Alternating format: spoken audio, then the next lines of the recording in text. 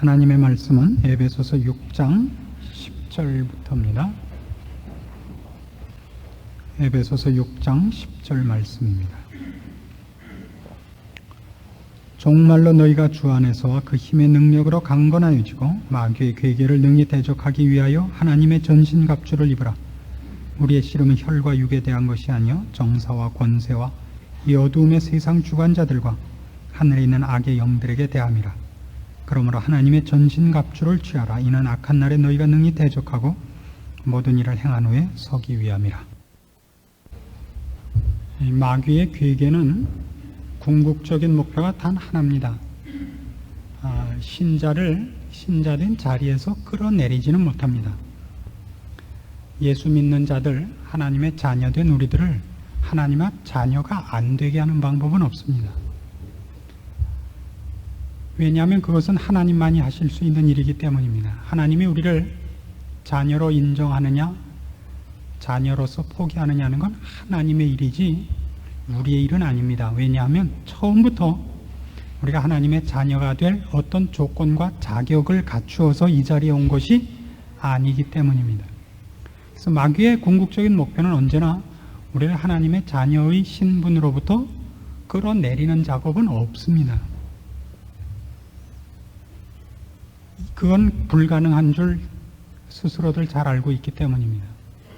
그렇기 때문에 어떤 작업을 하느냐 하면 하나님의 자녀로서 누려야 할 기쁨을 뺏고 하나님의 자녀로서 가져야 할 기쁨과 자신감을 뺏음으로써 마땅히 맺어야 할 열매를 못 맺게 하는 일은 가능해집니다.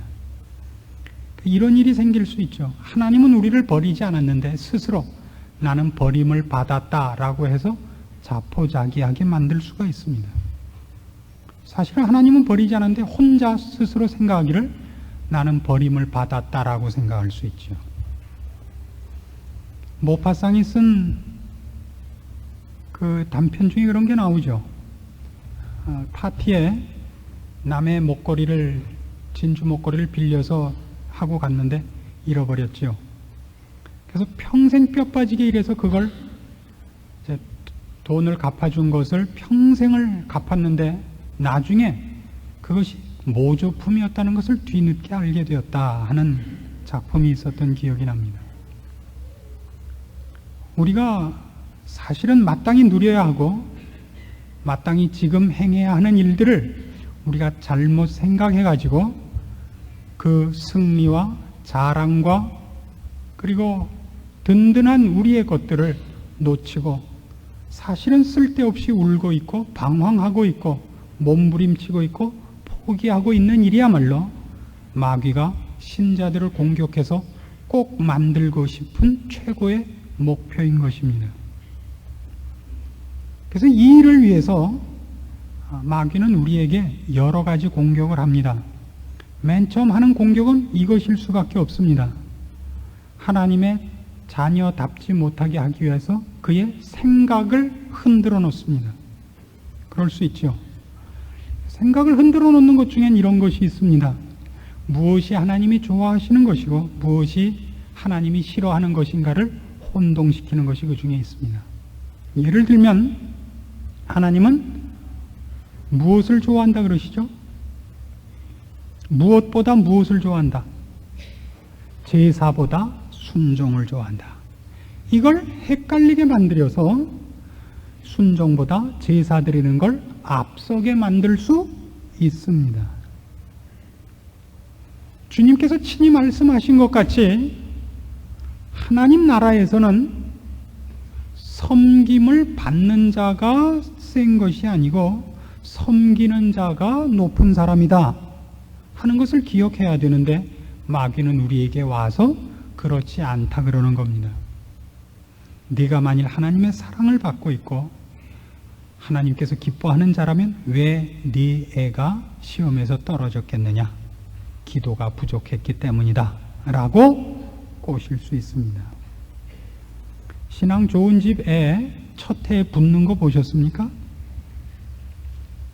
봤으면 이제 신앙 나쁜 사람이 어떻게 첫 해 붙겠습니까? 이러고 떨어지면 신앙 좋은 사람은 하나님이 더 깊이 쓰시기 위해서 꼭 떨구십니다. 이러는 게 성경적인 위로법입니다. 그때마다 필요한 대로 좋게 얘기를 하는 법입니다. 왜 그러냐면 하나님은 어떤 핑계를 대서라도 우리를 복주시기를 기뻐하는 분이라는 걸 알기 때문입니다. 여러분, 이빨이 아프십니까? 하나님이 여러분을 사랑하기 때문에 이빨을 아프게 하시는 겁니다. 튼튼하십니까? 하나님이 여러분을 사랑해서 튼튼하게 하신 겁니다. 아니, 그런 말이 안 되는 게 어디 있습니까? 여기 있습니다. 하나님은 우리를 복주시기를 기뻐하시고 은혜 베푸시기를 원하는 분입니다. 하나님은 괜히 우리를 넘어뜨리고 짓밟고 울게 해서 좋아하는 네로형이 아닙니다. 이걸 우리가 언제나 잊지 않고 있어야 됩니다. 그런데 그걸 흔들어 놓죠. 처음 범죄가 어떻게 일어났다고요? 하나님이 이 과실을 먹으면 너희도 하나님하고 동등해질까 봐 못 먹게 했다. 하나님이 마치 우리에게 좋은 것이 일어나는 것을 싫어하는, 시기하고 질투하는 편협한 분인 것 같은 생각으로부터 유혹이 왔다는 걸 잊지 않아야 됩니다. 그래서 성경은 늘 여호와로라 여호와로라, 그 다음에 뭐라고 나오죠? 은혜롭고 자비롭고 긍휼과 자비가 풍성하고 노하기를 더디하시는 하나님이라, 자꾸 그런 성품적인 묘사를 하는 것입니다. 왜? 우리가 이 부분을 자주 놓치기 때문입니다.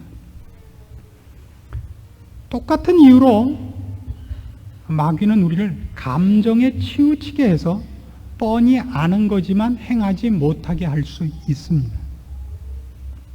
내가 이 원수를 갚기 위해서라면 내 영혼을 사탄에게 팔아먹어도 좋다라는 마음에 이르도록 한단 말입니다. 이 일로 내 자식이 낫기만 한다면 하나님 아니라 하나님이 싫어하는 사탄에게라도 내가 경배할 수 있다, 이렇게 가게 만듭니다. 우리의 감정을 흔들어서 모성애를 흔들 수도 있고 자존심을 건드릴 수도 있고 어떤 특별한 체험으로 우리를 몰아가서 극단적인 대로 몰고 갈 수도 있습니다. 그렇게 하는 것으로도 우리가 하나님의 자녀된 신분에서 취소되지는 않습니다. 그럴 수가 없습니다. 하나님은 우리를 그렇게 내버려 두시지 않습니다. 그러나 그러는 동안 우리는 분명히 뭘 못하고 있냐면 열매를 맺지 못하고 있습니다. 즉 오늘 생각하려고 하는 건 바로 이겁니다.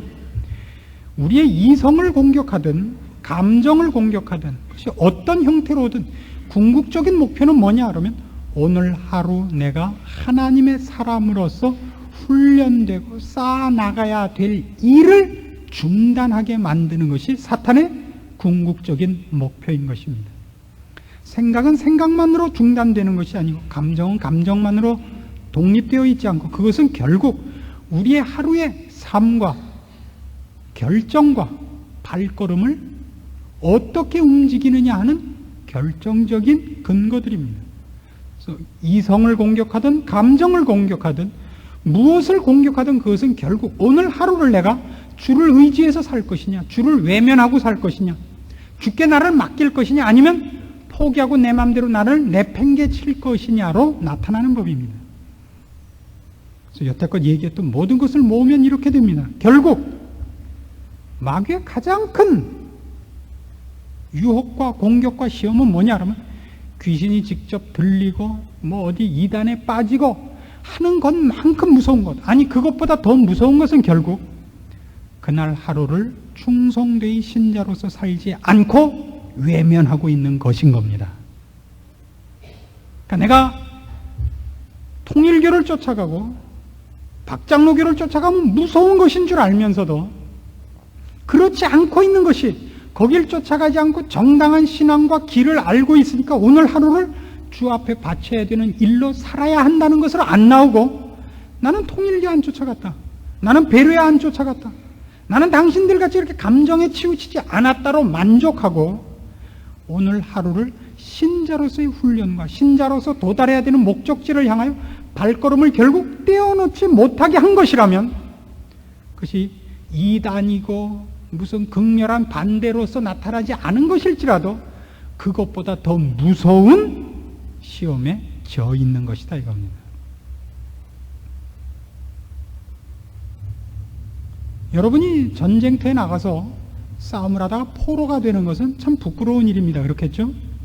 근데 그거를 총싸움을 하고 육박전을 하고 그러다가 그냥 만신창이가 돼서 붙잡힌 포로하고 밤에 아무도 경계 안 서고 전부 춥다고 담요 뒤집어 쓰고 자다가 그대로 담요채로 똘똘 말려서 하나도 다친 데 없이 포로가 된 거하고는 어느 쪽이 더 부끄러운 겁니까?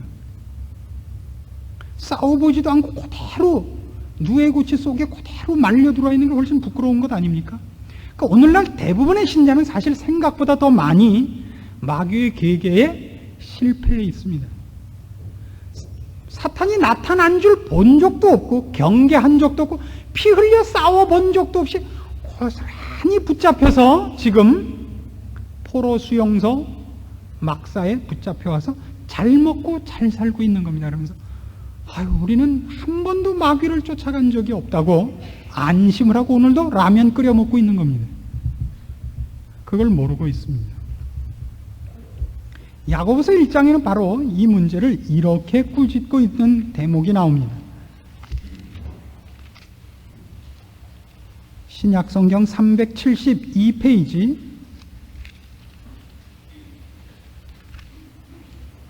야고보서 1장 22절입니다.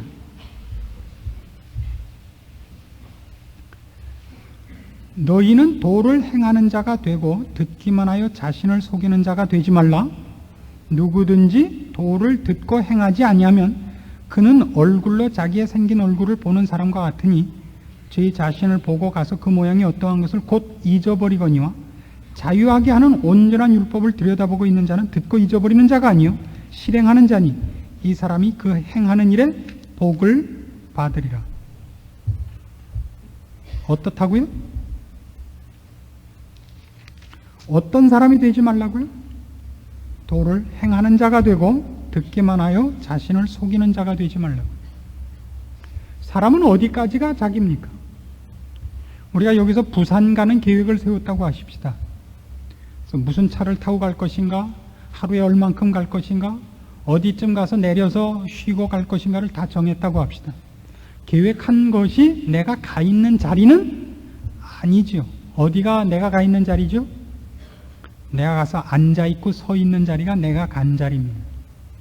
우리의 신앙은 내가 어떤 목표를 갖고 있고 얼마나 정확한 성경 지식과 내용을 갖고 있고 굳센 믿음을 갖고 있느냐는 그것으로 어느 만큼 살고 있느냐로 증명이 되는 것입니다.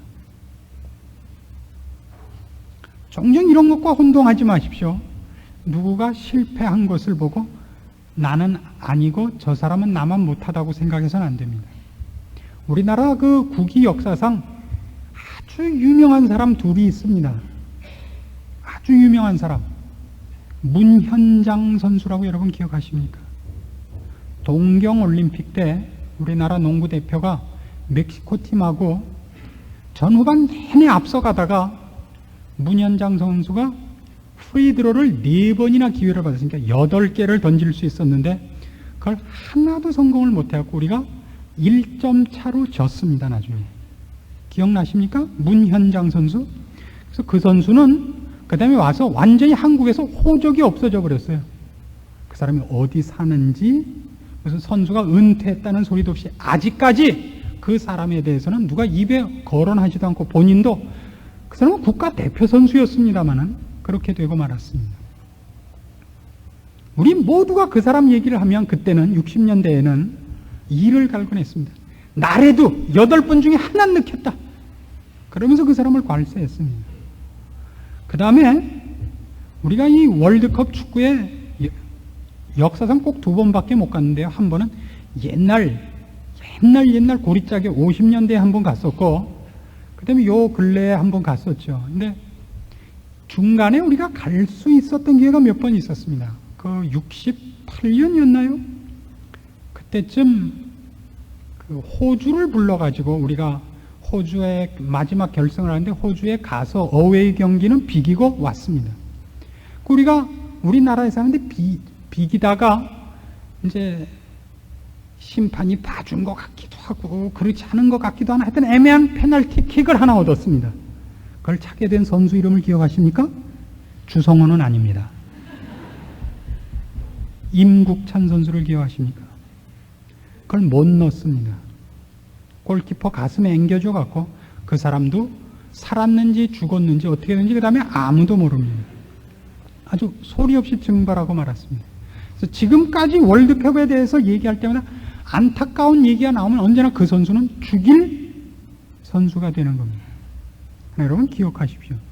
그 사람이 그때 그 페널티킥을 그 중에서 제일 잘 쏘는 사람이었기 때문에 뽑힌 겁니다. 근데 우리는 구경꾼으로서 나래도 넣겠다. 웃기지 마십시오. 한번 페널티킥 쏴보십시오. 공은 그 자리에 있고 신발만 들어갑니다. 남이 한 실수를 볼 때 아이고 나는 아니야 라고 얘기하는 가장 큰 이유가 뭐냐면 나는 해보지도 않았기 때문에 실패하지 않은 것이지 실패 안 할 실력이 있는 것은 아닙니다. 그래서 사실은 남의 실패에 대해서 누가 웃냐 하면 시도해 본 적이 없는 사람이 웃고 해본 사람은 성공한 사람도 절대 비웃지 않습니다. 왜요?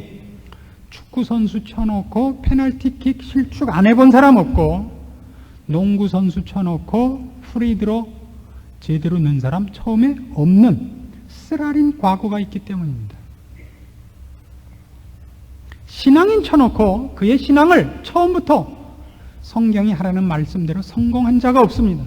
하물며 우리가 대사도라고 일컫는 베드로마저도 그 큰 기적 속의 삶을 3년간 주님을 쫓아다니면서 보고도 예수님을 3번이나 부인했을 뿐만 아니라 마지막 부인 때는 저주하며 맹세했습니다. 그래서 오늘날 기독교의 가장 큰 실패가 뭐냐? 마귀가 가장 크게 성공하고 있는 게 뭐냐? 그러면 우리는 듣기만 하는 자가 되었다는 것이겠죠. 오늘날 같이 이렇게 교회가 대교회로 이렇게 된 예가 드뭅니다. 대기업들의 횡포에 대해서 누가 글을 쓰면서 그런 말을 했죠. 공명의 최후를 아는가? 공명은 나중에 왜 죽었냐 하면요, 결국 먹을 게 없어서 죽었다 그래요. 왜요? 살아남기 위해서 너무나 많이 먹어야 되는데 그 먹는 게 다 생산적인 일에는 필요 없고 자기 생명을 유지하기 위해서만이라도 무지무지하게 먹어야 되는 거예요. 오늘날 대교회가 그럴 위험성이 있습니다. 근데 거기는 어떤 사람들이 있냐면 바로 그 공명과 같이 비계덩어리 역할을 하러 오는 사람이 자꾸 늡니다. 숨어 있게 돼요. 움직이지 않고. 큰 교회 좋은 점이 뭐죠? 왔는지 갔는지 아무도 모르지 않습니까? 그래서 집사 서약서도 지금 안 내고 있는 거죠. 낼까 말까 그러고 있는 거죠. 마음대로 하십시오.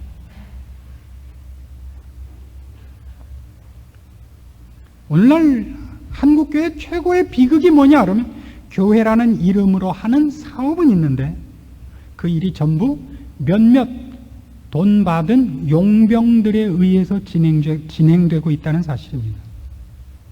오늘날 교회는 이상하게도 목사들이 설치고 다니지 신자들이 일을 하지 않습니다.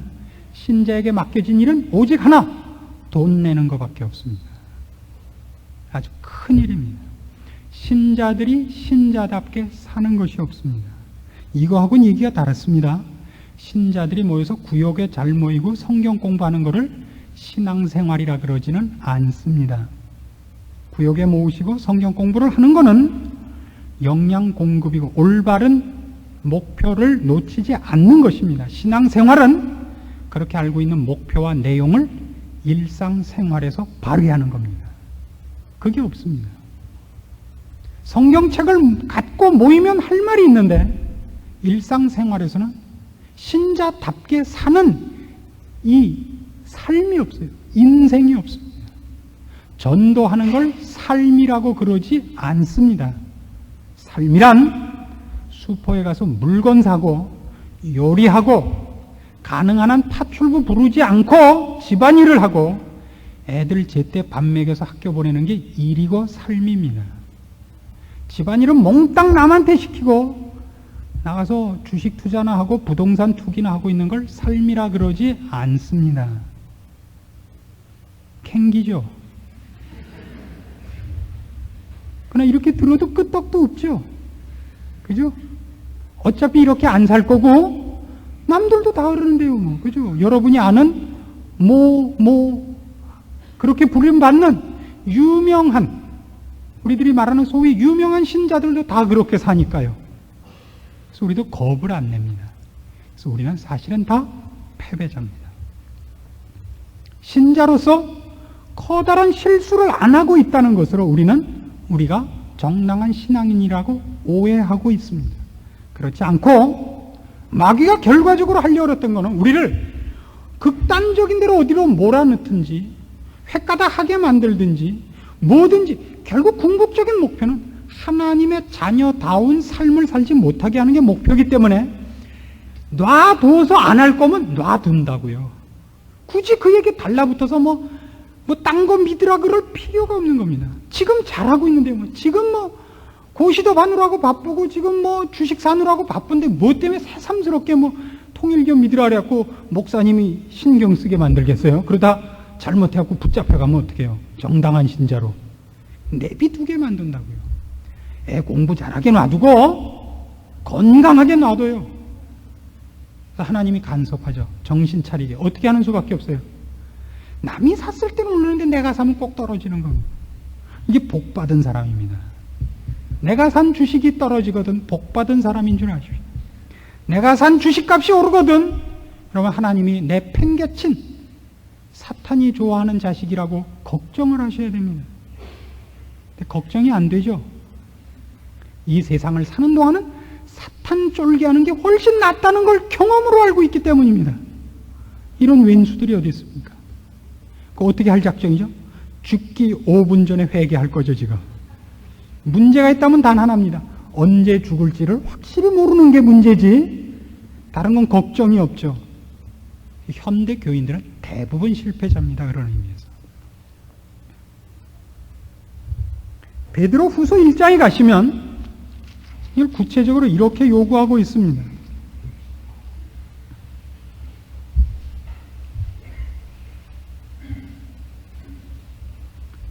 신약성경 384페이지 베드로 후서 1장 3절입니다. 그의 신기한 능력으로 생명과 경건에 속한 모든 것을 우리에게 주셨으니 이는 자기의 영광과 덕으로서 우리를 부르신 자를 알므로 말미암음이라. 이로써 그 보배롭고 지극히 큰 약속을 우리에게 주사 이 약속으로 말미암아 너희로 정력을 인하여 세상에서 썩어질 것을 피하여 신의 성품에 참여하는 자가 되게 하려 하셨으니 이러므로 너희가 더욱 힘써 너희 믿음의 덕을 덕의 지식을 지식의 절제를 절제의 인내를 인내의 경건을 경건의 형제 우애를 형제 우애의 사랑을 공급하라. 이런 것이 너희에게 있어 흡족한 즉 너희로 우리 주 예수 그리스도를 알기에 게으르지 않고 열매 없는 자가 되지 않게 하려니와 이런 것이 없는 자는 소경이라 원시치 못하고 그의 옛죄를 깨끗게 하심을 잊었느니라. 뭘 하라고요? 거기 있는 걸 여러분이 아시네. 지식의 처음에 믿음의 덕을 세우십시오. 덕의 지식을 지식의 절제를 절제의 인내를 인내의 경건을 경건의 형제우애를 형제우애의 사랑을 공급해야 됩니다. 여러분은 지금 이 단계 어디쯤 와 있다고 생각하십니까? 여기 있는 이 순서대로 따졌을 때 어디에 와 있다고 생각합니까? 제가 보기엔 여러분의 대부분은 아마 맨 처음에는 믿음에 와 있을 겁니다. 이 처음에 믿음이라는 건 여기에 나타나는 믿음은 상당히 수준이 낮은 것을 말합니다. 말하자면 하나님이 계신 것과 예수를 믿어 구원을 얻는 것을 아는 것을 그래서 믿음이라 합니다. 그래서 이때는 이 믿음이 저급한 것은 뭐에 나타나냐면 거기에 덕을 세우라는 거 보면 압니다. 이 믿음은 뭐 하는 믿음이냐면 나는 구원 얻었다, 넌 못 얻었지. 나는 확신 있다, 넌 없지. 이러는 때라고요. 지가 갖고 있는 믿음으로 사람 하나도 도움을 주지 못해요. 지가 가진 경험과 체험과 뜨거움으로 남을 살려내지 못하고 남을 죽이고 다닌다고요. 그래서 금방 거기에 뭘 하라고요? 덕을 세우라는 겁니다. 덕은 뭐 하는 거예요? 모든 것이 가하나 모든 것이 유익한 것이 아니라는 걸 아는 자입니다. 내가 갖고 있는 것으로 남을 유익하게 하는 자리까지 가는 안목을 갖는 것, 그런 자리에 가는 것, 이걸 덕이라 그럽니다. 내가 하는 것이 죄가 아니지만 모든 것이 가해요. 모든 것이 덕을 세우는 것이 아님을 알고, 사도 바울식으로 얘기를 하자면 만일 내가 고기를 먹어서 남을 실족해 한다면 나는 평생 고기를 먹지 않겠다, 그런 겁니다. 여러분은 어디에 계십니까? 덕에 와 있는 사람이 별로 없죠. 제가 알기로는 제 아내가 그저 이쯤 와 있는 걸로 알고 있습니다. 그리고 이 덕은 지식과 비례합니다. 이 덕을 제대로 세우려면 하나님을 아는 지식에 깊어야 됩니다. 하나님이 무엇을 좋아하시는가, 하나님이 어떤 식으로 일하시는가를 알아야 이 덕이 넓어지고 깊어집니다. 그 위에 있는 것들은 여러분들에게 지금 얘기해도 그저 잘 못 알아들을 것 같습니다. 저는 여기에 기록된 것을 다 넘어서서 신비한 자리에 가 있습니다. 자랑을 위해서가 아니라, 제가 이거 다 통과한 사람인데 뭐 때문에 자랑을 하겠습니까마는 여러분들이 갈 길이 얼마나 많은가 하는 것을 가르치기 위해서 그런 말씀을 드립니다. 그래서 우리한테 필요한 게 뭐냐? 이런 일들을 훈련해야 된다라는 것을 기억해야 됩니다. 훈련하셔야 됩니다. 이런 것이 없는 자는 어떤 사람이라고요? 이런 것이 없는 자는 게으른 사람이고 열매 없는 사람이라는 겁니다. 맞습니다. 바로 여기가 이제 마귀가 우리를 공격하는 궁극적인 목적이고 목표고, 우리가 언제나 잊어서는 안 되는 자리인 것입니다. 열매를 맺지 못하는 겁니다. 내가 지금 살아있고 내가 반응하는 모든 것을 통하여 하나님의 영광이 드러나는가를 언제나 보십시오. 그게 열매입니다. 나를 보는 자가 하나님의 은혜와 사랑과 긍휼을 보는가, 나를 보는 자가 예수 그리스도를 만나는 충격을 받는가, 이걸 늘 염두에 두세요. 그게 열매입니다. 아니면 오늘 당장 그 열매가 없어서 그걸 위하여 가는 도상에 있는가를 보십시오. 개발도상 국가인가, 자신을 점검해 보시면 됩니다. 그것이 없다면 9절에 이렇게 되어 있죠. 이런 것이 없는 자는 소경이라 그럽니다. 원시치 못하고, 멀리 내다보지 못한단 말이에요. 원시치 못하고 그의 옛죄를 깨끗게 하심을 잊었느니라. 우리가 무엇을 위하여 부름받았고 누구 앞에 점수 따야 되는지를 놓치고 있는 사람이다, 이겁니다. 신앙이란 각자가 훈련하고 쌓아나가야 되는 일들이지 남이 한 걸 나눠받지 못합니다. 이런 일들이 우리 모두의 노력과 새로운 각성과 정말 피 흘리기까지 싸우는 마귀 괴계에 대항하는 영적인 전투로서 우리에게 각성돼야 되는 것들입니다. 이것이 놓쳐지고 있습니다. 오늘날 신앙은 이런 것들로 많이 감춰져 있습니다. 큰 교회에 소속됐다, 우리 목사님이 훌륭하다, 우리 교회는 이런 일들을 한다, 이런 걸로 그것이 마치 자기가 하고 있는 일인 것 같은 착각을 하게 합니다.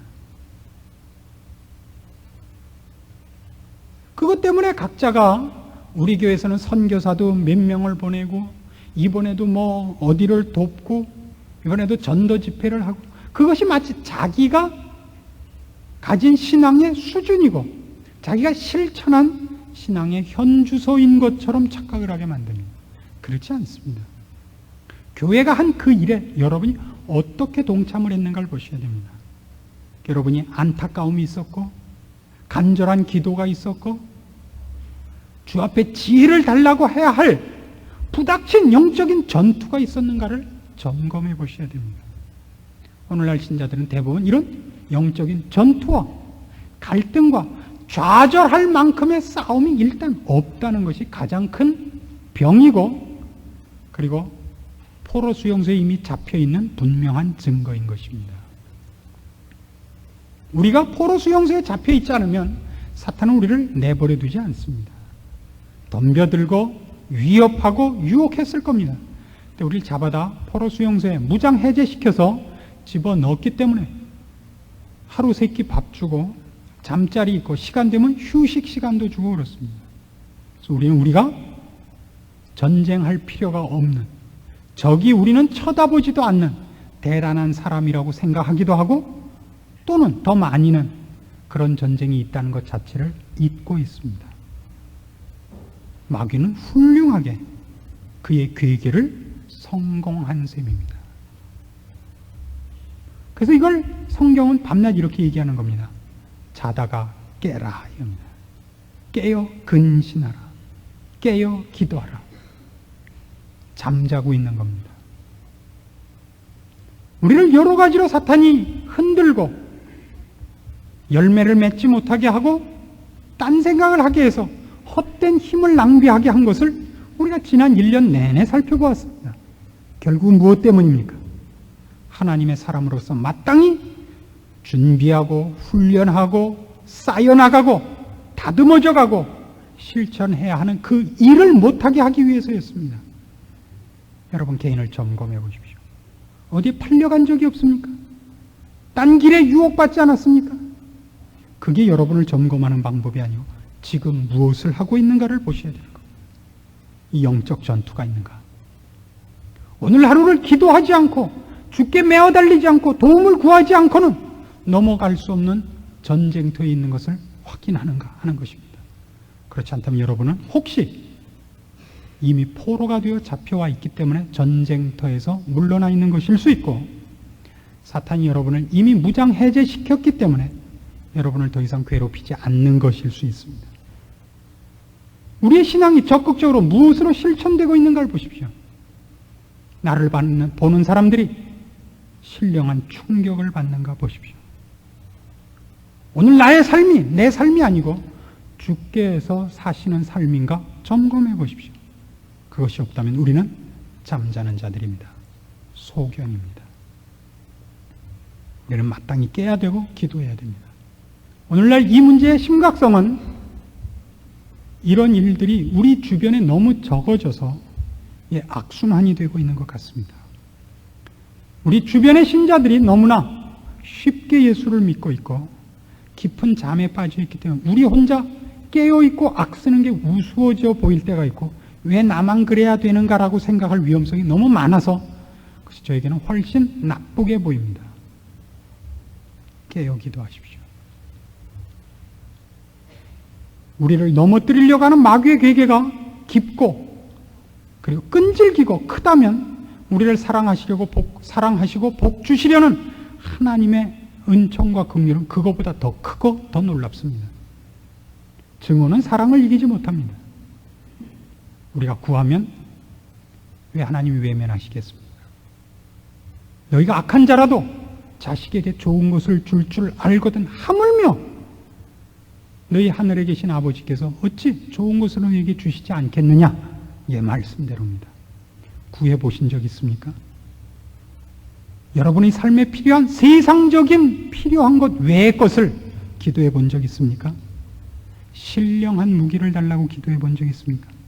애 학교 붙여달라는 거 말고요. 이빨 아픈 거 낫게 해달라는 거 말고 하나님의 사람으로서 다듬어 주십시오. 영적인 전쟁에 필요한 지혜와 능력을 주십시오. 십자가를 지게 하시고 나를 부정케 하시면 섬기는 자를 만들어 주십시오 라고 기도해 본 적 있습니까? 없지 않습니까? 그래서 기도에 응답이 없다고 다 때려치웠죠. 여러분이 산 땅만 오르게 해달라니 그놈의 기도가 응답이 될 리가 있습니까? 이 기도로 돌아오십시오. 하나님의 사람으로 남은 여생을 사십시오. 그리고 그 인생의 복됨과 영광스러움을 누리십시오. 기도하십시다. 하나님 아버지 은혜를 감사합니다. 지금 마땅히 자다 깰 때입니다.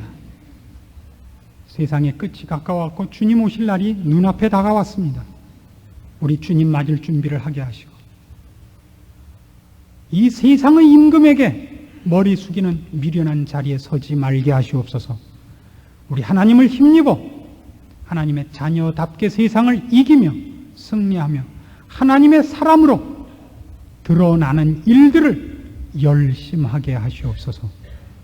주께 지혜를 구하는 자 되게 하시고 능력을 구하는 자 되게 하시며 우리 앞에 닥친 이 세상과의 싸움에 앞장서는 자들 되게 하시며 섬기는 자 되게 하시며 그리스도의 모습을 뒤쫓는 자로서 필요한 모든 것을 주께 메어 달려 구하는 자들 되게 하시옵소서.